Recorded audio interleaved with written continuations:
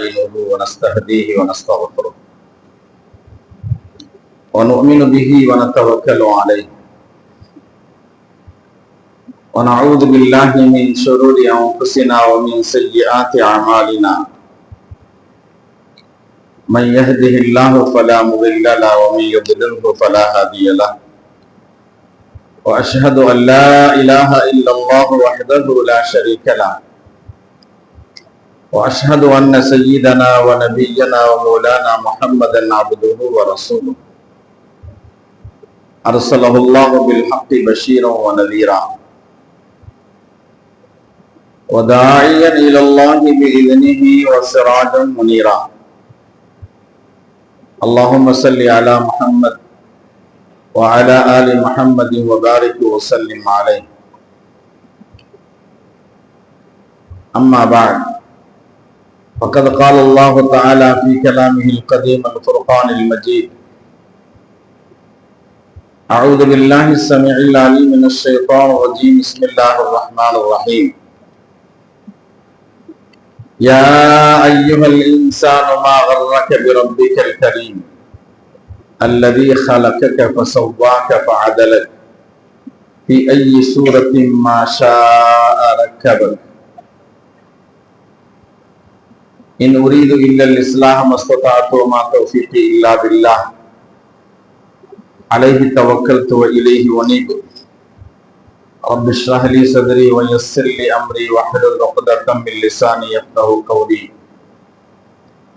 سبحانك لا علم لنا إلا ما علمتنا إنك أنت العليم الحكيم صدق الله صدق رسوله الكريم نحن على ذلك من الشاهدين والشاكرين والحمد لله رب العالمين وسلم அன்னவர்களின் மீதும் அன்னவர்களின் அடிச்சுவடுகளை முற்றிலும் பின்பற்றி நடந்த உத்தம சத்திய சஹாபா பெருமக்கள், தாபீன்கள், தபஉ தாபீன்கள், வலிமார்கள், இமாம்கள், உலகத்தில் உண்டான முஸ்லிமான ஆண் பெண்கள், குறிப்பாக இங்கு அமர்ந்திருப்பவர்கள், இனிமேல் வரக்கூடியவர்கள் அனைவர்கள் மீதும் அல்லாஹ்வின் சாந்தியும் சமாதானம் சதா நிலவட்டமாக. அல்லாஹ் ரசூல் எதை நமக்கு கொண்டு வந்து கொடுத்து எதை பின்பற்ற சொன்னார்களோ அதன்படி நடப்பதற்கும், எதை விட்டும் தவிர்த்து நடக்க சொன்னார்களோ அதை விட்டும் தவிர்த்து நடப்பதற்கும் அல்லாஹ் முதலில் இரையற்றத்தோடு வாழ்வதற்கு அல்லாஹ் எனக்கும் உங்களுக்கும் வசீகத்தும் செய்து கொள்கிறேன். பெரும்புக்குரிய பெரியார்களே, சகோதரர்களே, அல்லாஹ் நல்லடியார்களே, ரமதான் கழிந்ததற்கு பின்னால் முதல் ஜும்ஆவிலே அல்லாஹ் நம்மை இங்கு ஒன்று கூட்டி இருக்கிறார். புனிதமான ரமதானை தந்து நம்மவர்களுடைய பாவங்களை அழித்து நோன்பு நோக்க வைத்து நல்ல அமல்களை செய்ய வைத்து தூய்மையானவர்களாக இறையச்சமுடையவர்களாக அல்லாஹ் நம்மை ஆக்கி ஈதை பிறநாளை கொண்டாடிவிட்டு இப்போது நாம் ஷவ்வால் மாதத்திலே அமர்ந்திருக்கிறோம். ரமதானில் இருந்த ஆர்வங்கள் எல்லாம் ரமதானுக்கு பின்னாலே எங்கு சென்றது என்று தெரியவில்லை. ஆர்வத்தோடு பள்ளிக்கு வந்தார்கள், தொழுதார்கள், நல்ல அமல்களில் ஈடுபட்டார்கள். ஆனால் ஏதோ சீசனில் தொழுவது போல் இருந்தது. எப்படி சீசனில் வியாபாரம் செய்வார்களோ அதுபோல சீசனில் வியாபாரத்தை முடித்துவிட்டு அவர்கள் வீட்டுக்கு சென்றது போல் சீசனில் அமல்களை செய்துவிட்டு அவர்களும் இல்லத்திற்கு சென்று விட்டார்கள்.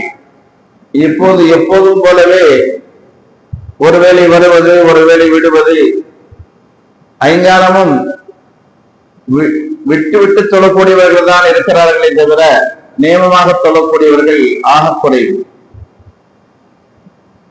அல்லாஹ் கேட்கிறான், யா அய்யுஹல் இன்சானு மா கர்ரக பிரப்பிக்கல் கரீம், சங்கையான உம்முடைய ரப்புடைய விஷயத்திலே உங்களை ஏமாற்றியது எது மனிதா என்று கேட்கிறான் அல்லாஹ். எந்த விஷயம் உங்களை ஏமாற்றியது? ரப்புடைய விஷயத்திலே, அல்லாஹ்வை வணங்கக்கூடிய விஷயத்தில் யார் உங்களை ஏமாற்றினார்? நீங்கள் ரமதானில் வணங்கினா போதும், ரமலான் அல்லாத காலங்களில் வணங்க தேவையில்லை என்று உங்களை ஏமாற்றத்தில் ஆழ்த்தியது யார் என்று கேட்கிறான் அல்லாஹ்.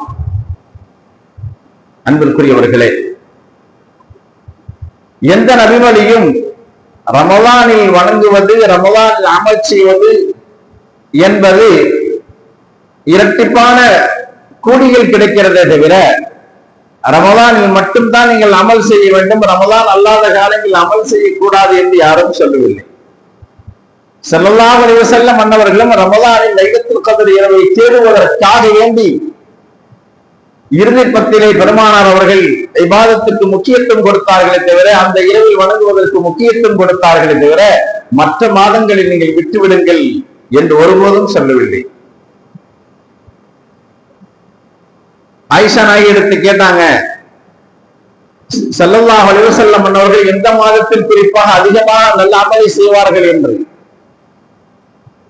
அவங்க சொன்னாங்க, இல்ல அப்படி ஒண்ணும் இல்லை, எல்லா மாதத்தில் ஒரே மாதிரியா தான் செய்வாங்க. ரமலானுடைய இறுதி பத்திலே தான் கூடுதல் அமல் செய்தார்கள் என்றால் காரணம் ஏத்துக்காக இருந்து கொண்டு செய்தார்கள், வீட்டில் உள்ளவர்கள் இறக்கி வைத்தார்கள் என்றால் காரணம் என்ன? கதருடைய இரவை தேடுவதற்காகத்தான். வேறு எந்த மாதத்திலும் ஸல்லல்லாஹு அலைஹி வஸல்லம் அன்னவர்கள் அமலை குறைக்கவில்லை.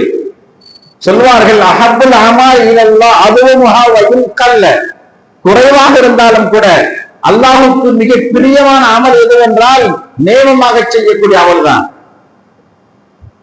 ரொம்ப கம்மி. அதாவது ஸல்லல்லாஹு அலைஹி வஸல்லம் ரமலான்ல மட்டும்தான் தஹஜ்ஜுத் சொல்றாங்க, ரமலான்ல மட்டும் துஆ சொல்றாங்க, ரமலான்ல மட்டும்தான் அவாபில் சொல்றாங்கன்னு எங்கேயுமே கிடையாது. இன்னைக்கு ரமலான்ல எல்லாமே தொழுதோம், எல்லா நபிலான வணக்கங்கள் ரமலான்ல தொழுதோம், துஆ தொழுதோம், அவாபில் தொழுதோம், என்ன தஹஜ்ஜுத் தொழுதோம், இறை வணக்கங்களை தொழுதோம். ரமலான் முடிஞ்சு மூட்டை கட்டியாச்சு, மூடி வச்சாச்சு.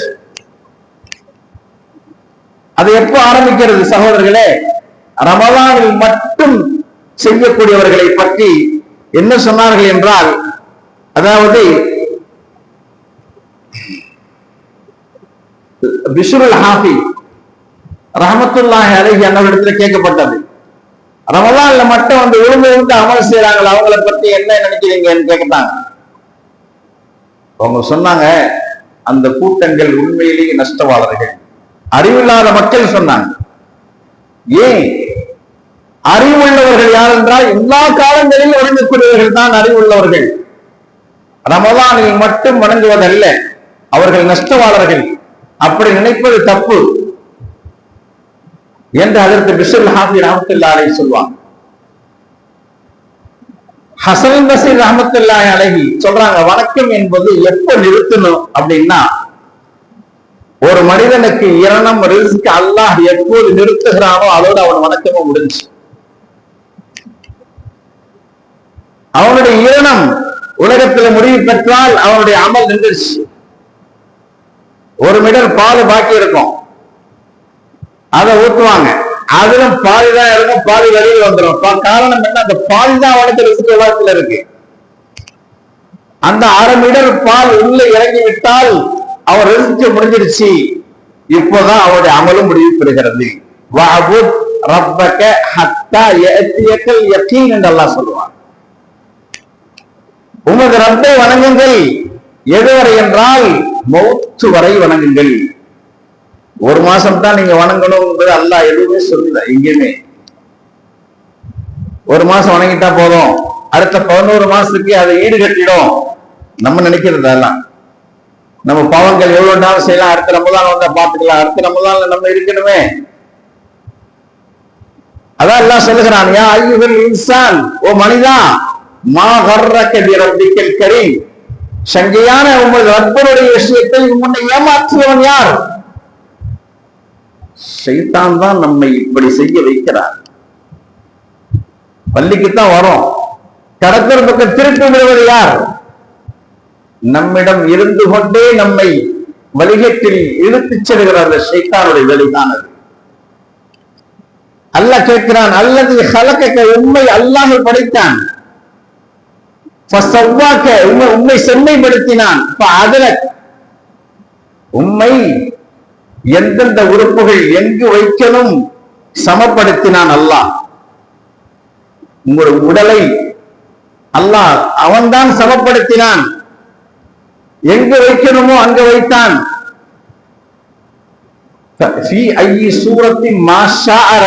அவன் நாடிய விதத்தில் உங்களுடைய உருவத்தை அமைத்தான். நம்ம உருவம், நம்முடைய உறுப்புகள் உள்ள உருவம், கண்ணு எங்க இருக்கணும், காது எங்க இருக்கணும், மூக்கு எங்க இருக்கணும், உடல்ல உறுப்புகள் எங்க வைக்கணும், எங்க வச்சால் நல்லா இருக்கும் என்பது நமக்கு தெரியாது, அல்லாஹ்வுக்கு தெரியும். அவன் தான் அஹ்ஸனுல் ஹாலிகீன். இந்த படைப்பாளர்களுக்கெல்லாம் மிகச்சிறந்தவன் அல்லாஹ். நம்ம நினைப்பது போல அவன் படைக்கல. நம்ம கண்ணாடி எடுத்து அல்லாஹ்வுடைய படைப்பு எத்தனை படைப்புகள் இருக்கு. விலங்கினங்கள், குரங்கை பாருங்கள், பன்றை பாருங்கள், கழுதை பாருங்கள், நாயை பாருங்கள். அழகா இருக்கா நம்ம பார்வைக்கு? அல்ல நம்ம அழகா இருக்குமா? நம் கண்ணாடியில் பாருங்க, நம்முடைய உருவத்தை, நம்முடைய முகத்தை நினைத்து பாருங்கள். இந்த ரெண்டு கண்ணை ஒரு கண்ணை பின்னால வச்சா எப்படி இருக்கு நினைச்சு பாருங்க. நினைத்து பார்க்க முடியுமா? சகோதரர்களே, அல்லாஹ் ஒவ்வொரு உறுப்புகளையும் எங்கு வைத்தால் இவனுக்கு அழகாக இருக்கும் என்பது அவனுக்கு தெரியும். அதைத்தான் அல்லாஹ் சொல்லி காண்பிக்கிறான். நான் எப்படிப்பட்டவன், உங்களை படைத்தவன் நான். உங்களுடைய உறுப்புகளை, உங்களுடைய தோற்றத்தை எங்கு எங்கு வைக்க வேண்டுமோ அந்த இடத்தில் வைத்து அழகு பார்ப்பவன் அல்லாஹ். சகோதரர்களே, ஏன் இந்த அழகான படைப்பை படைத்து ஏன் படைத்தேன்? என்னை வணங்குவதற்காக படைத்தேன். அவனை வணங்கக்கூடிய படைப்பை எவ்வளவு அழகான முறையில் அல்லாஹ் படைத்தான். நம்ம என்னன்னா அல்லாஹ் சொல்றான், இப்போ நீங்கள் இவ்வளவு அழகாக படைத்த நான், நீங்கள் என்ன செய்து கொண்டிருக்கிறீர்கள்? ஒரு காலம் ஒரு மாதம் வணங்கிவிட்டு இப்போது என்னை மறந்து விட்டீர்களே, உங்களை ஏமாற்றத்திற்கு ஆழ்த்தியது யார் என்று கேட்கிறான் அல்லாஹ்.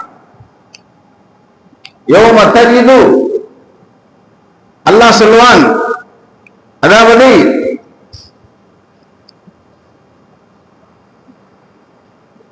وَمَن يَعْمَلْ مِثْقَالَ ذَرَّةٍ خَيْرًا يَرَهُ وَمَن يَعْمَلْ مِثْقَالَ ذَرَّةٍ شَرًّا يَرَهُ. நம்ம என்ன அமல் செஞ்சாலும் வீண் போவதில்லை. அல்லாஹ் சொல்லுகிறான், அடியார்களை கூப்பிட்டு, யா இபாதி, என் அடியார்களே, இன்னமா ஹிய அமாலுக்கும் வஹ்சிஹாலக்கும், உங்களுடைய எல்லா அமல்களும் பாதுகாப்பாக என்னிடத்தில் இருக்கிறது, நான் பாதுகாத்து வைத்திருக்கிறேன். சும்மா ஊஃபிக்கும் ஐயாஹா, நான் வாக்களித்தபடி அதற்கு என்ன கூடிய நிறைவேற்றி கொடுப்பேன், மிக பரிபூரணமான கூடிய கொடுப்பேன் என்கிறான் அல்லாஹ். நீங்க என்ன அமல் செஞ்சாலும் பாதுகாப்பாக நம்ம கிட்ட இருக்கு, மீன் போல. ஆனால் பவன் வஜத கைரன், உங்களுடைய பட்டோலையில் நல்ல அமல்களை நீங்கள் பெற்றுக் கொண்டால் ஃபல்யஹ்மிதில்லாஹ், நீங்கள் அல்லாஹ்வை புகழுங்கள். அதே உங்கள் பட்டோலையில் தீயதை பெற்றுக் கொண்டால் உங்களை தவிர வேற யாரையும் திட்டாதீங்க, உங்களை நீங்கள் திட்டிக் கொள்ளுங்கள். ஏன்?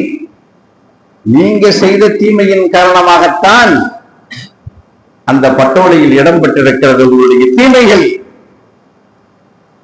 உங்களுக்கு நான் அறிவை கொடுத்தேன் அல்லவா, உமக்கு ஒரு விரோதியை சாட்டியிருக்கிறேன், அந்த விரோதி இந்த ஷைத்தான் ஆகிய அந்த விரோதியை உங்களுக்கு விரோதியாக ஆக்கிக் கொள்ளுங்கள் என்று சொன்னேனே, ஏன் அவனை நண்பனாக நீங்கள் ஆக்கிக் கொண்டீர்கள் என்று கேட்பான். இப்போது உங்களை நீங்களே திட்டிக் கொள்ளுங்கள், ஏசிக் கொள்ளுங்கள் என்று அல்லாஹ் சொல்லி விடுவானாக. மறுமையிலே எந்த அளவு நம்முடைய அமல், அதாவது ரொம்ப ரசூலுல்லாஹ் சொன்னாங்க, ஆயிஷா ஆகிட்டேன், அதாவது நீங்கள் தர்மம் செய்யுங்கள், வலவு பிஷத்தி தம்ரா, பேரித்தம்பளத்துடைய ஒரு துண்டு. நம்ம நினைக்கலாம் நம்முடைய பார்வைக்கு ஒரு பேரிச்சம்பழமான கொடுக்கிறது அப்படின்னு நம்ம நினைக்கலாம். அந்த பேரித்தம்பளத்தை அல்லாஹ் உன்னிடம் இருப்பது அதான எனக்கு ஏற இல்லையே, அந்த பேரித்தம்பளத்தை அந்த ஒரு துண்டை நீ கொடுத்தால்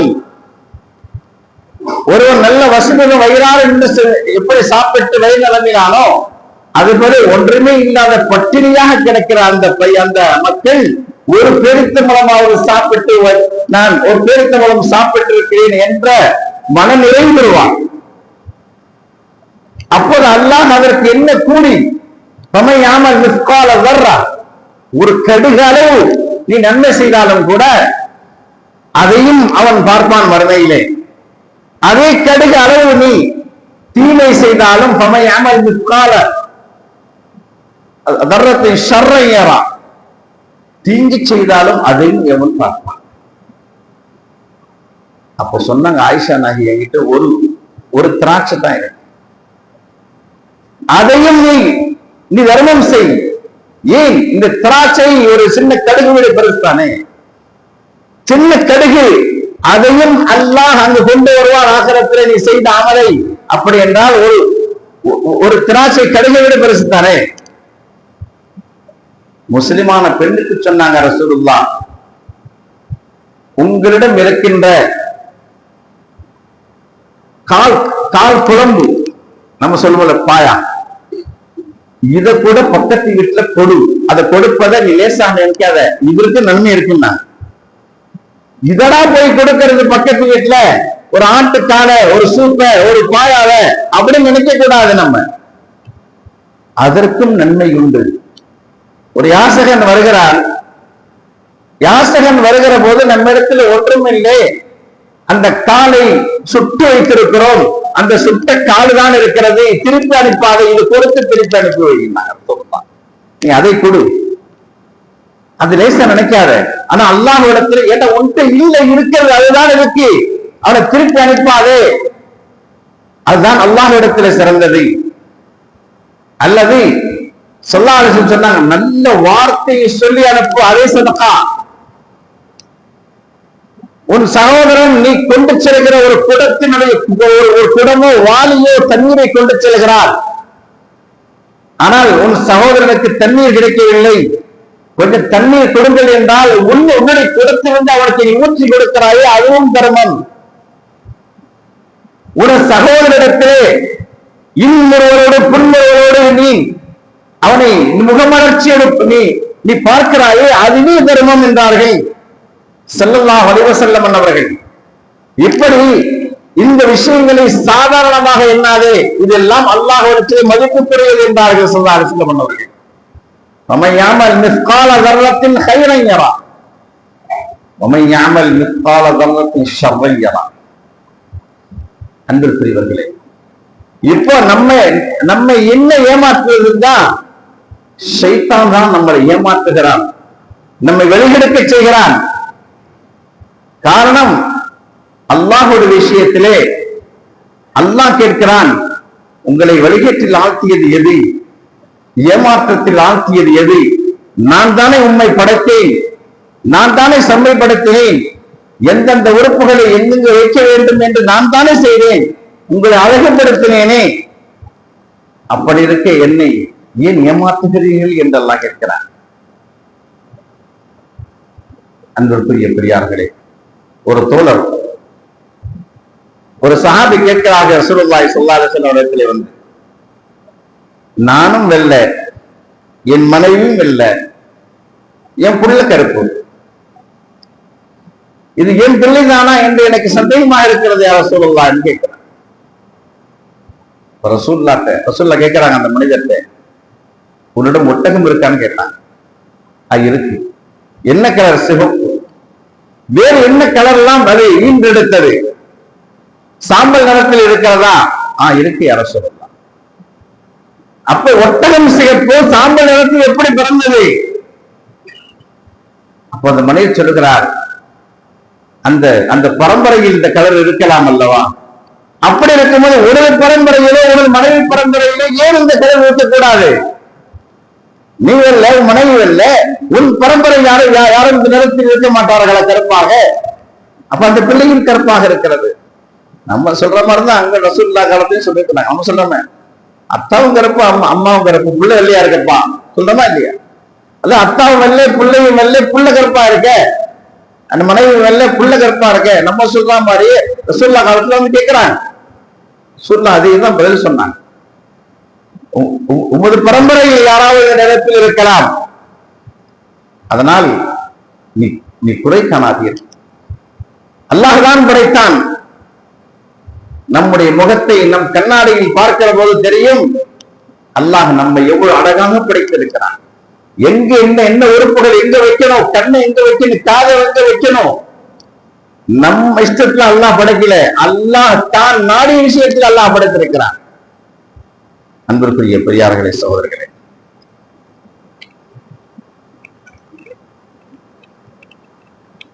ஹஜ்ரத்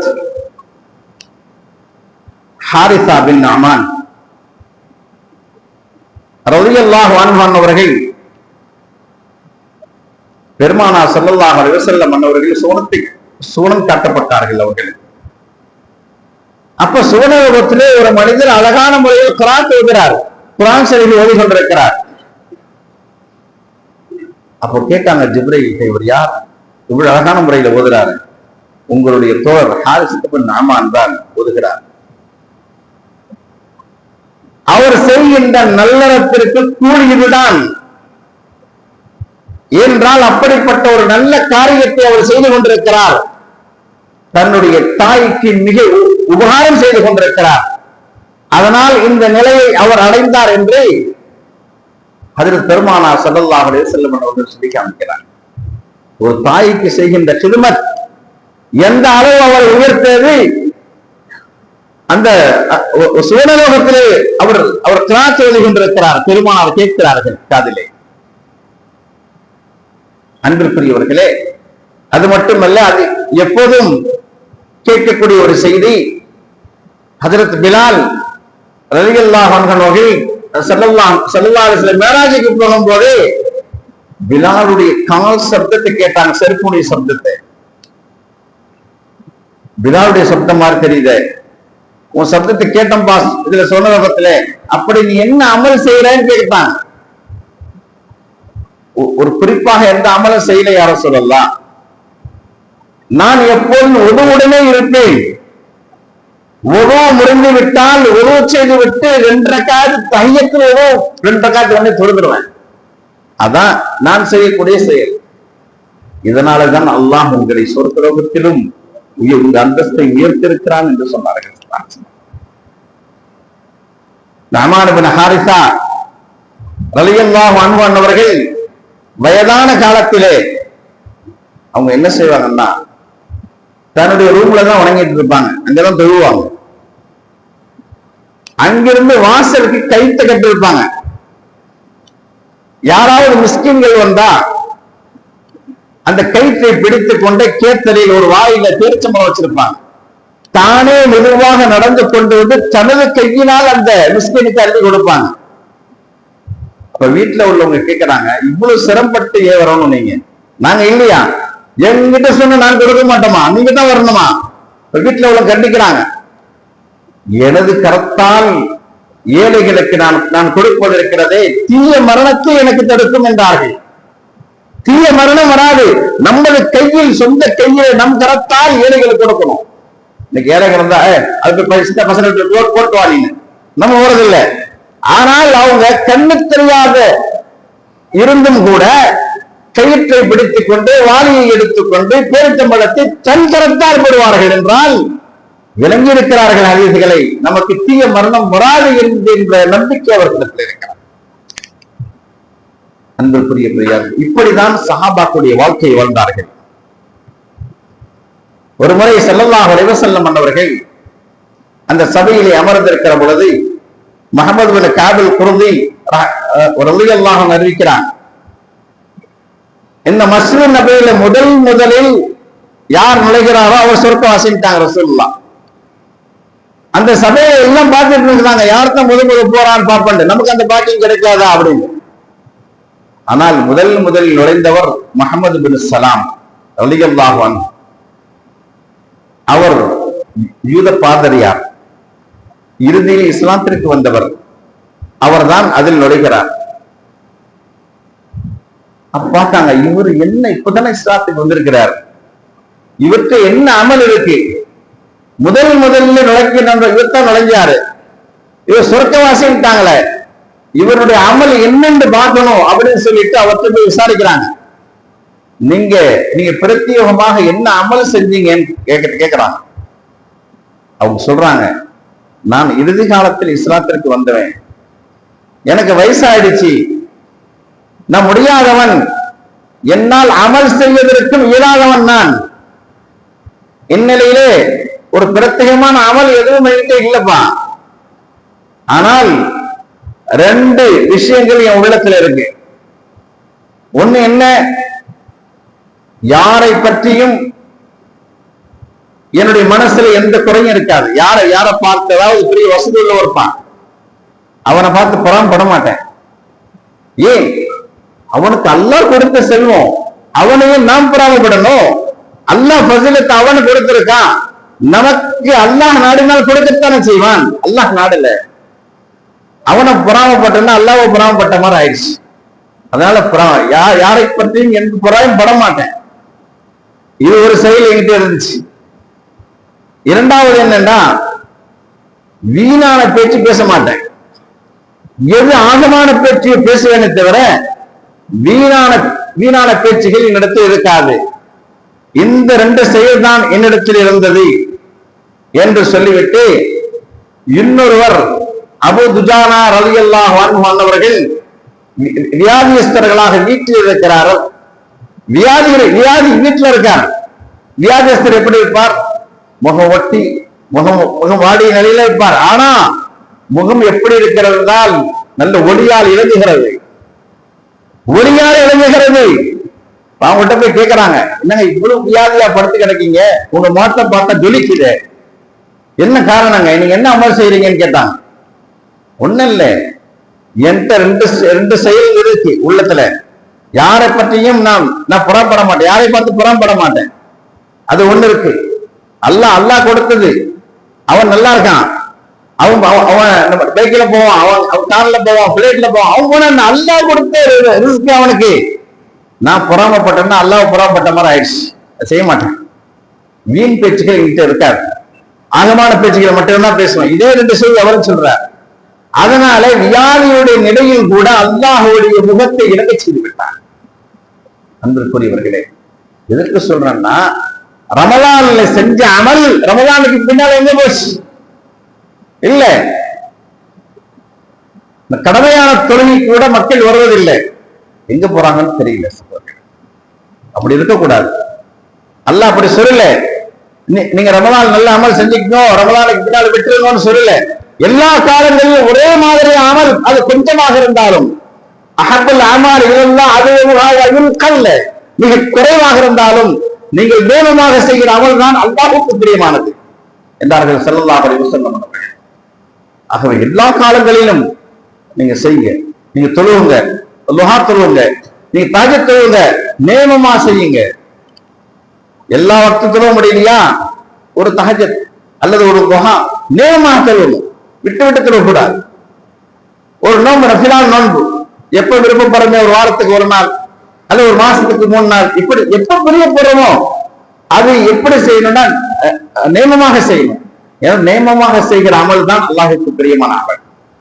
ஆஹா சகோதரர்களே, அல்லாஹ்வுடைய அடியார்களே, ரமலானில் எப்படி ஆர்வத்தோடு செய்தோமோ அதுபோல நாம் எல்லா காலங்களிலும் நல் அமல்கள் செய்வதற்குண்டான பாக்கியத்தை அல்லாஹ் நம்மவர்களுக்கு தந்தல் புரிவானாக என்று கேட்டுக்கொண்டு, அஹ்லுஸ் சுன்னத் வல் ஜமாஅத் தமிழ்நாடு ஜமாஅத்துல் உலமா சபை கடலூர் மாவட்டம் கண்ணியமும் மரியாதையும் நிறைந்த தலைவர், நிர்வாக பெருமக்கள் மற்றும் இமாம்கள் அனைவர்களுக்கும் அஸ்ஸலாமு அலைக்கும் வரஹ்மத்துல்லாஹி வபரகாத்துஹு. மத்தியில் ஆளும் ஒன்றிய அரசு கொண்டு வர திட்டமிட்டுள்ள வக்ஃபு சட்ட திருத்த மசோதாவை எதிர்த்து தமிழ்நாடு ஜமாஅத்துல் உலமா சபை பல வகையில் போராடி வருகிறது. அதன் தொடர்ச்சியாக எதிர்வரும் 13/4/2025 ஞாயிறு மாலை, இந்த ஞாயிறு இல்லாம அடுத்த ஞாயிறு, நம் தமிழகத்தில் அனைத்து மாவட்டங்களிலும் ஒரே நாளில் பிரம்மாண்டமான கண்டன பொதுக்கூட்டங்கள் நடத்த திட்டமிட்டுள்ளது. ஒரே நாள்ல எல்லா மாவட்டங்களிலும் நடக்குது இன்ஷா அல்லாஹ். அதன்படி நமது கடலூர் மாவட்டத்தில் வக்ஃபு சொத்துக்கள் அதிகம் உள்ள பண்ருட்டி காந்தி ரோடு ஹஜ்ரத் நூர் முகமது ஷா அவுலியா தர்கா மைதானத்தில் நம் கடலூர் மாவட்ட ஜமாஅத்துல் உலமா சபை சார்பாக இன்ஷா அல்லாஹ் மிக பிரம்மாண்டமாக நடத்த முடிவு செய்யப்பட்டுள்ளது. அவங்களே கேட்டுக்கிட்டாங்க, யார பண்ருட்டி மக்கள். என்ன முடிவுன்னா, கடலூர் அதாவது ஒவ்வொரு மாவட்டங்களிலும் செய்யணும். தலைநகர்ல இப்ப நம்ம மாவட்ட தலைநகர் கடலூர், ஆனா அவங்க என்ன கேட்டுக்கிட்டாங்கன்னா, நம்ம மாவட்டத்துல எங்க ஊர்ல தான் சொத்து அதிகமாக இருக்கு, எங்க பண்ருட்டில, அதனால இங்கதான் நடத்தணும்னு ஃபர்ஸ்ட் கேட்டுக்கிட்டாங்க அவங்கள்ட்ட. யார்கிட்ட? அந்த ஜமாத் உலமா தலைவர்கிட்ட. அவங்களும் ஒப்புதல் தெரிவித்தாங்க. அவங்களும் வராங்க, எந்த ஊருக்கும் போல, எந்த மாவட்டத்துக்கும் போல, நம்ம மாவட்டத்துக்கு வராங்க. என்ன, எனவே அல்லாஹ்வின் சொத்துக்களை பாதுகாக்க ஜமாத் உலமா சபை முன்னெடுத்துள்ள இக்கண்டன பொதுக்கூட்டத்திற்கு மக்கள் பெரும் அளவில் ஒன்று சேரும் ஜும்மாவில் அறிவிப்பு செய்ய கேட்டுக்கொள்கிறோம்.